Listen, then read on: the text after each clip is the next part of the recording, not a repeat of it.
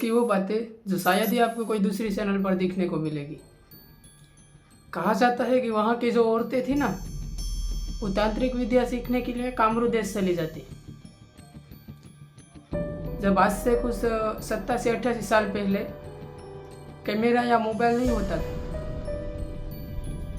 नहीं तो आज हमको सबको पता होता कि वो कैसे काम करती थी।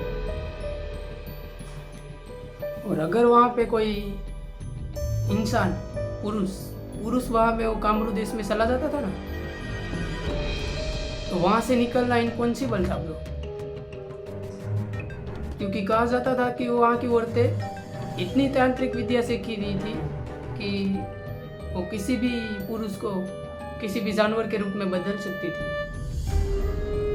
और कामरू देश के बारे में कई सारी किताबें बन रखी हैं, लेकिन उस किताब के बारे में हम नहीं कुछ जान सकते, क्योंकि वो किताब पढ़ना मौत को न्योता देने के समान है। और आज भी गुजरात के कई शहरों में उस किताब को पढ़ के तांत्रिक विद्या सीखी गई। और ये कामरू देश आसाम के कुछ इलाके में पड़ता है। कामरू देश जो कि एक जंगल विस्तार है, लेकिन वहाँ पे औरतें खेती वगैरह करती थी। और वहाँ पे जो भी पुरुष जाता है ना, वहाँ की औरतें उसको वश में कर लेती उसके स्वार्थ के लिए। और वहाँ की औरतें इतनी पावरफुल थी ना दोस्तों, कि अगर समझो कि कोई औरत तांत्रिक विद्या सीखती ने, तब वो ट्राई करती कि उसकी शक्ति उसके पास है कि नहीं। तो क्या करती कि कोई पेड़ होता जो कि अभी तो लीला सम है, लेकिन वो उसके मंत्र पढ़ के उसके ऊपर सिर्फ उसकी तरफ उंगली करती ना, तो वो पेड़ पूरा सूख जाता वहाँ खड़े खड़े। और छोटे छोटे जो वो तालाब उसके बीच में आते ना, तो वो तालाब भी सूख जाते। और अगर वो औरत कोई ऐसी जगह से चल जाए कि वहाँ बहुत हरियाली है और घास है, तो घास भी 2 दिन के अंदर सूख जाती और वहाँ पे कभी घास नहीं उगती। समझो कितनी ताकतवर विद्या सीख ली होगी उस औरतों ने। और हमारे गांव के बुजुर्ग कहते हैं कि हमारे गांव में भी बहुत किताबें पढ़ रखी है बहुत लोगों ने किताबें पढ़ रखी है, लेकिन उनमें से एक के पास से मैं एक पूरी कहानी लेकर आया हूँ। वो अगर आपको कहानी चाहिए तो कमेंट में बता देना, मैं उसके भी ऊपर एक वीडियो बना दूंगा।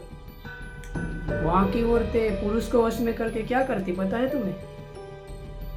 वो अपनी खेती के भी काम करवाती, और एक काम जो बहुत भारी लगता था इंसानों को, वो काम था पता है तुम्हें?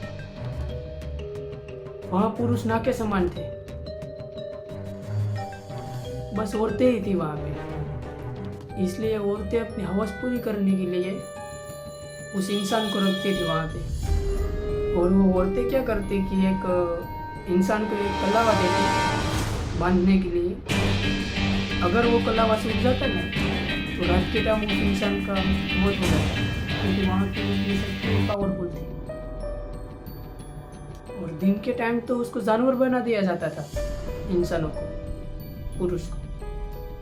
लेकिन रात के टाइम उस जंगल से निकलना, कोई निकल ही नहीं सकता रात के टाइम वहाँ से।